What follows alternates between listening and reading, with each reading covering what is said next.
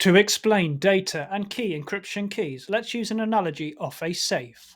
And think of this safe as the DEK, the data encryption key. And the DEK encrypts the valuables, aka the data, or in this analogy, the gold watch and the rings, etc. So let's picture the DEK securing those valuables. Now, to further secure the safe, aka the DEK, there is something known as a KEK, key encryption key. The key encryption key encrypts the DEK. So you can think of the KEK as a key which locks the safe from the outside. This means the safe can be securely transported from one location to another or over the internet, for example, because the KEK encrypts the safe from the outside. And furthermore, what makes a KEK even more secure is the way that it is generated and transmitted, which is through a key management service or a HSM, a hardware security module. You can think of the HSM or the KMS as a secure vault where the keys are stored and exchanged. And technical keynote, you may hear the term master key. In some cases, this refers to the HSM or the KMS, and in other cases, it refers to the KEK. It just depends on what you are reading and the regulation in question.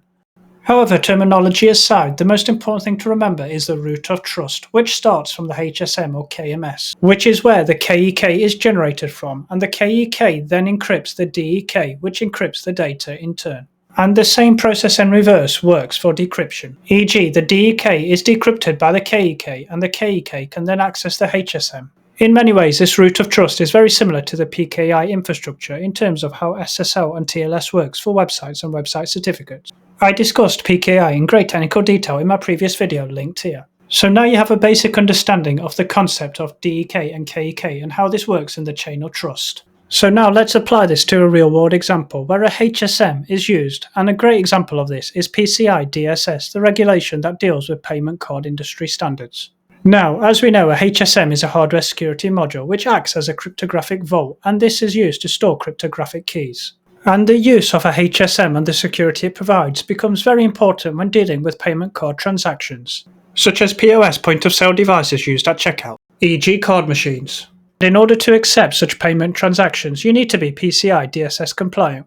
That is the Payment Card Industry Data Security Standard. And a key component of that compliance is a separation of keys, which is where all this comes into play. For example, let's say we have a card machine and we want to make a payment for a transaction. And the most popular way is using contactless. And contactless technology uses something known as NFC, Near Field Communication, which I discussed in great technical detail in my previous video linked here.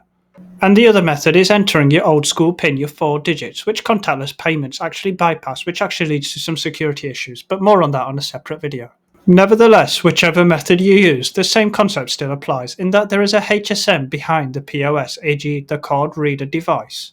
And it's the HSM and the key creation, especially the KEK, which makes all this transaction encryption magic work. So imagine we have a transaction with some transaction data, and the first thing to do is encrypt this transaction data by using what is known as a DEK, data encryption key, which is usually a form of symmetric key that actually encrypts the actual data. Now, in order to securely send the DEK, the encrypted data, across to the HSM, you need to encrypt the key within another key. This is where the KEK, key encryption key, comes into play. The key is shown on the screen as the blue key, and the blue key encrypts a DEK, as you can see with the blue area around the DEK.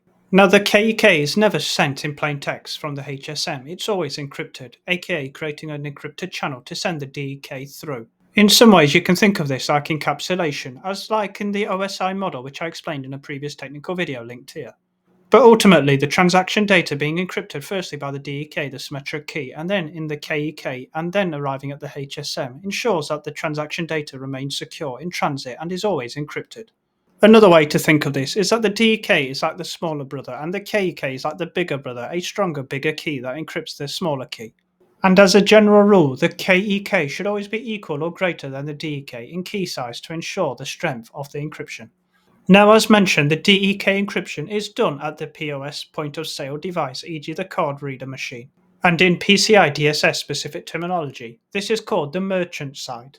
And thus, the HSM would be at the acquirer or the processor bank side, which would make sense in the analogy, as the cryptographic vault would obviously be at the bank. And it's also worth technically noting that the POS device, e.g. the card reader, and the acquirer securely share the KEK before any transaction occurs. And this is usually done behind the scenes through some form of HSM key exchange or handshake. Similar to how TLS certificates work when they initiate an initial connection and do a negotiation before communication protocols are agreed. Now let's assume the encrypted data, the DEK and the KEK, now arrives at the HSM, as you can see in the top of the screen.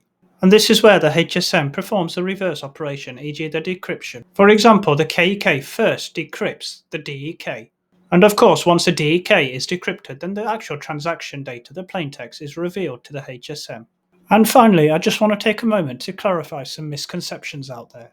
By reiterating, a HSM is a hardware security module, aka a tamper-proof secure box that stores cryptographic keys. And these cryptographic keys could be any type of symmetric or asymmetric keys. However, some people get confused between PKI, public key infrastructure, and a HSM. Again, a HSM is a vault where the keys are stored, and one of those keys might be used in PKI. PKI is a framework for issuing and managing digital certificates, and again, the keys for managing those PKI might be in this bunch that goes into the HSM. Similarly, in the same bunch of keys inside the HSM might be the symmetric data encryption key, the DEK, as well as the KEK, the key encryption key. The keynote here is don't get confused between the HSM as a storage media for cryptographic keys versus the actual purpose of each of the individual cryptographic keys in their own frameworks and isolation. I hope you found today's video informative and you enjoyed the content. If you did, please be sure to like and subscribe to help support this channel. As without your likes and subscribes, this channel cannot grow and reach larger and larger audiences in the YouTube algorithm. Thank you for watching today's video. I hope you enjoyed the content as much as I enjoyed creating it. If you would like to see more content like this, it would be super fantastic if you could leave a like and subscribe to help support this channel's growth.